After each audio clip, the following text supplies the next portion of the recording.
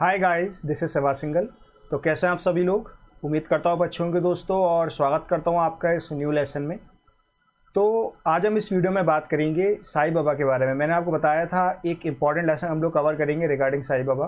तो काफ़ी इंपॉर्टेंट है, ऑल दो एग्जाम में नहीं पूछा जाएगा, लेकिन being a history lover I wanted to just share this particular lesson with you, right. तो काफ़ी इंपॉर्टेंट है, आप अपने नॉलेज के लिए इसको समझ सकते हैं, और आप में से कई लोग साईं बाबा के भक्त भी होंगे, तो आप इसके लिए उनकी जानकारी आपको होनी चाहिए। तो कुछ बेसिक बातें सबसे पहले हम लोग जानते हैं। हम बहुत सारी चीज़ें इसमें डिस्कस करेंगे, उनके द्वारा दिए गए टीचिंग्स देखेंगे।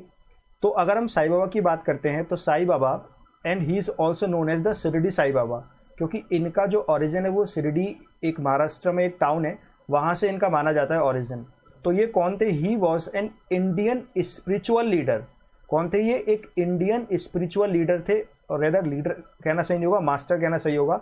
एक स्पिरिचुअल मास्टर थे जो लोगों को बेसिकली काफ़ी सारे उन्होंने चमत्कार भी करे हैं, लोगों को बहुत सारी चीज़ें उन्होंने सिखाई भी हैं। तो इसलिए इनके जो डिवोटीज थे वो इनको संत, या इंग्लिश में बोले तो सेंट या फ़कीर के नाम से इनको बुलाते थे। अच्छी बात देखो ये है कि साईं बाबा को दोनों ही कम्युनिटी के द्वारा वर्शिप किया जाता था, अभी भी किया जाता है, हिंदू और मुस्लिम दोनों, ठीक है। और पूरी जिंदगी ये पता ही नहीं चल पाया बेसिकली कि जो साईं बाबा है वो आखिर हिंदू हैं या मुसलमान हैं। इसलिए आज की डेट में दोनों ही, चाहे हिंदू हो या मुस्लिम हो, दोनों ही उनको उतने ही आदर से उनका सम्मान करते हैं और उनकी पूजा करते हैं। इन्होंने प्रीच किया, इन्होंने क्या बताया कि रियलाइजेशन ऑफ सेल्फ, अपने खुद के होने को इन्होंने बताया कि आपके लिए सबसे इंपॉर्टेंट आप खुद हैं।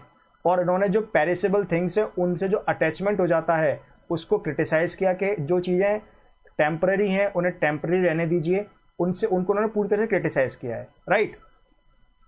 और बातें जानते हैं इनकी टीचिंग्स क्या क्या है। इन्होंने बताया moral code of love.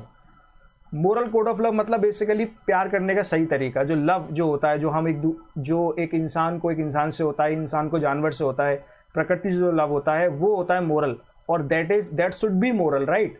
Forgiveness की इन्होंने बात की, लोगों को माफ़ कर देना चाहिए, हमें दूसरों की मदद करनी चाहिए, चैरिटी करनी चाहिए, कंटेंटमेंट होना चाहिए, इनर पीस, अंदर की जो शांति है वो बहुत इंपॉर्टेंट है ह्यूमन के लिए। ये बातें साईं बाबा ने इसमें की उन्होंने। और इन्होंने बेसिकली बात की the devotion to the god and the गुरु।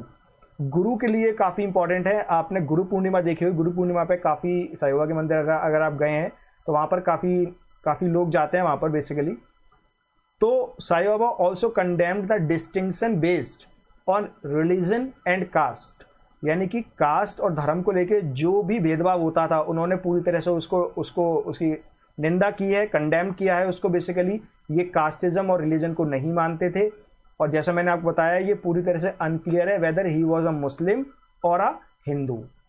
इनकी जो टीचिंग है इसमें दोनों की एलिमेंट आपको मिलेंगे, हिंदुज़म के भी मिलेंगे और इस्लाम के भी मिलेंगे। और आपको ये शायद बात पता नहीं होगी, हो सकता है कई लोगों को पता हो, एक मॉस्क है शिरडी में, उस मॉस्क को इन्होंने हिंदू नाम दिया, द्वारका माई, और वहीं पर ये रहने लगे थे। तो ये पॉइंट याद रखिएगा, he gave the Hindu name Dwarka Mai to a mosque. एक मस्जिद को इन्होंने द्वारका माई का नाम दिया और ये वहाँ रहने लगे, ठीक है। यहाँ तक क्लियर है। इनके बर्थ प्लेस की थोड़ी बात करते हैं। बर्थ प्लेस में और क्या क्या चीज़ें। साईं बाबा की जो डेट ऑफ बर्थ है पूरी तरह से क्लियर नहीं है, अननोन है, क्योंकि साईं बाबा खुद नहीं बताते थे।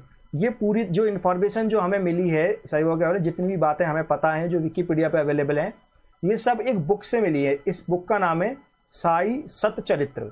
क्या नाम है बुक का? साई सतचरित्र, जिसको लिखा था हेमाद पंत ने। किसने लिखा था? हेमाद पंत ने। ये याद रखिएगा, नाम इंपॉर्टेंट है, और कभी पूछा जा सकता है कि ये जो बुक है ये किसने लिखी है। वैसे एग्जाम में तो मुझे लगता नहीं आएगा, लेकिन फिर भी नॉलेज के लिए आपको पता होना चाहिए। अगला है हेमाद पंत। हेमाद पंत जिन्होंने ये बुक लिखी है साईं बाबा के ऊपर, एक तरह से उनकी ऑटोबायोग्राफी टाइप की है। तो इन्होंने साईं बाबा को ऑब्जर्व करना स्टार्ट किया 1910 से। 1910 के बाद से इन्होंने ऑब्जर्व करा, और जो ऑब्जर्वेशन इनके रहे वो इन्होंने इस बुक में लिख दिए हेमाद पंत ने। साईं बाबा का जो असली नेम है वो अभी तक अननोन है। बेसिकली कुछ थ्योरीज मैं आगे आपको बताऊंगा जो कहते हैं साईं बाबा का रियल नेम ये था, अभी बताऊंगा आगे, लेकिन लोग अभी तक मतलब अननोन है, पूरी तरह श्योर नहीं उनका रियल नेम था क्या। इनको साई सबसे पहले कहा गया था महालसा पति के द्वारा, ये आपको पता होगा शायद। महालसा पति ने साईं बाबा को सबसे पहले साई के नाम से बुलाया था। अब इनके थोड़े अर्ली ईयर्स के बारे में बात कर लेते हैं साईं बाबा की। शिरडी जहाँ पर इनका जन्म हुआ बेसिकली, खैर जन्म तो इनका मुद्दा ही है, खैर बाय द वे जन्म इनका कहाँ हुआ इसलिए एक डिबेटेबल इशू है, काफ़ी ज़्यादा डिबेट इस पर होता है। तो शिरडी कहाँ पर है? शिरडी एक टाउन है जो इंडियन स्टेट एक महाराष्ट्र, वहाँ पर ये है शिरडी। तो उम्मीद है आप में से कई लोग गए भी होंगे वहाँ पर। साईं बाबा का क्या मतलब होता है? इसका मतलब होता है होली फादर, सेंटली फादर या फिर ओल्ड मैन। इनका जो जन्म पॉसिबली बताया जाता है, जो कि पूरी तरह से श्योर नहीं है, वो 1838 में बताया जाता है और इनकी जो डेथ हुई थी वो 1858 में हुई थी। यानी कि जो रिवॉल्ट हुआ था 1857 का, उसके एक साल बाद इनकी डेथ हो गई थी। कई सारे जो हिस्टोरियन हैं जिनको जीनियोलॉजीज कहते हैं, उन्होंने बोला कि साईं बाबा का जो रियल नेम था वो था Haribhau Bhusari. He did not use to tell the correct information about himself. ये साईं बाबा के बारे में एक बात थी, जो वो अपने बारे में कभी कुछ बताते नहीं थे। कभी वो अपना अलग बताते थे कि मैं यहाँ का हूँ, मैं वहाँ से आया हूँ। एग्जैक्टली उन्होंने कभी कुछ भी सही नहीं बताया, तो जिससे उन्हें ये लगता था कि ऐसा ना हो कि मेरे जाने के बाद लोग मेरी ही पूजा करने लगे, और अभी खैर वैसा ही हो रहा है। तो जो साईं बाबा थे, ही arrived at the village of Shirdi in the Ahmednagar district of Maharashtra when he was 16 year old. जब वो 16 साल के थे तब वो शिरडी में आ गए थे साईं बाबा। और ऐसा कहा जाता है जनरली कि जो शिरडी में वो 3 साल रहे थे बेसिकली, और 1858 में इनको ये परमानेंटली ही रिटर्न परमानेंटली अराउंड 1858, और उसके कुछ टाइम बाद ही इनकी डेथ हो गई थी, जैसा मैंने आपको बताया। और 1857 के रिवॉल्ट के एक साल बाद ये एक तरह से डिसअपेयर्ड हो गए थे। शिरडी में जब ये रहने लगे तो वहाँ से पूरी तरह से डिसअपेयर्ड ये हो गए थे। शिरडी में अगर आप गए होंगे तो आपने देखा होगा ये एक नीम का ट्री वहाँ बना हुआ है, नीम का एक पेड़ बना हुआ है। तो ये जो नीम का पेड़ है, यहीं पर वो अपने ज़्यादातर टाइम बिताते थे, यहीं पर बैठ के मोशनलेस बैठे रहते थे, तपस्या वो करते थे नीम के पेड़ के नीचे। वह मेडिटेशन वो किया करते थे। एक आपको मैं बात बताता हूँ, ये जो नीम का पेड़ है ना, नीम आपको पता है नीम मोस्टली क्या होती है, कड़वी होती है, लेकिन ये जो नीम का पेड़ बताते हैं, ये जो नीम का पेड़ है इसकी नीम बताते हैं मीठी है। खैर मैंने कभी एक्सपीरियंस नहीं किया, लेकिन बताते हैं लोग। अब साईं बाबा को अगर साईं बाबा क्यों कहा जाता है, ये साईं बाबा कैसे बने?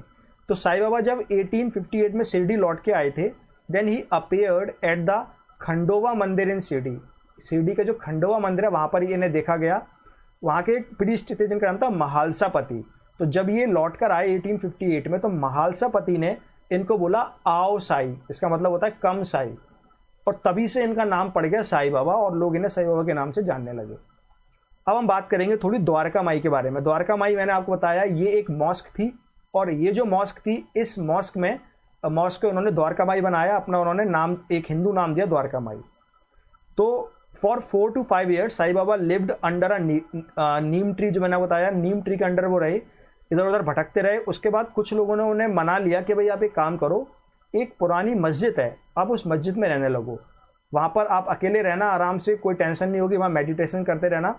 तो वहीं पर वो रहने लगे, और लोगों के पास जाते थे, उनसे मांग कर वो चीज़ें लाते थे और वो खाते थे। मतलब कुछ भी उन्हें कोई भी दे दे, कुछ भी वो ले आते थे, ठीक है। और जो विजिटर उनके बने द्वारका माई में, जो उन्होंने मस्जिद को द्वारका में बनाया था, वहाँ पर जो लोग आते थे वो उनको कुछ दे जाते थे। तो वहीं द्वारका माई में उन्होंने एक सैक्रेड फायर, एक पवित्र अग्नि जलाई, जिसका नाम था धुनी। क्या नाम दिया गया उसका? धुनी।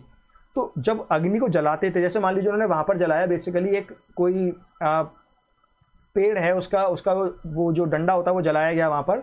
तो जलने के बाद जो ऐश होती है, उस ऐश को कहा जाता है उदी।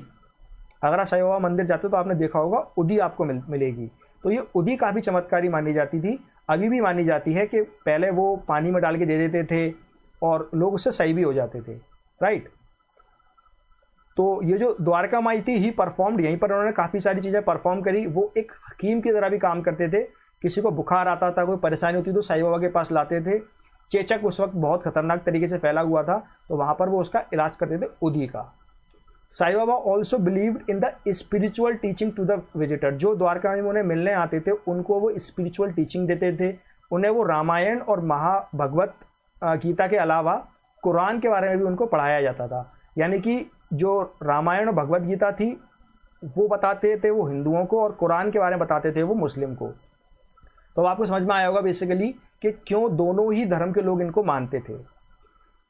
बाबा is also believe to grown a garden. एक गार्डन उन्होंने ग्रोन करा था, एक कल्टीवेट किया था, जिसका नाम है लैंडी बेक।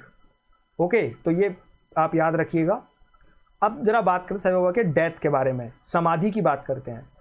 इन अगस्त 1918 के आसपास, देखो मैंने शायद आपको ये बता दिया था 1858 में डेथ हुई थी। 1858 में डेथ नहीं हुई थी, 1858 में वो आए थे, शिरडी वापस चले गए थे, और इनकी जो डेथ जो हुई थी वो हुई थी 1918 में। 1918 आपको पता है कौन सा ईयर था? वर्ल्ड वॉर फर्स्ट जो खत्म हुआ था वो था ईयर 1918। तो 1838 में इनका जन्म हुआ था और 1918 में इनकी डेथ हुई थी, और 1858 में ये शिरडी वापस आए थे।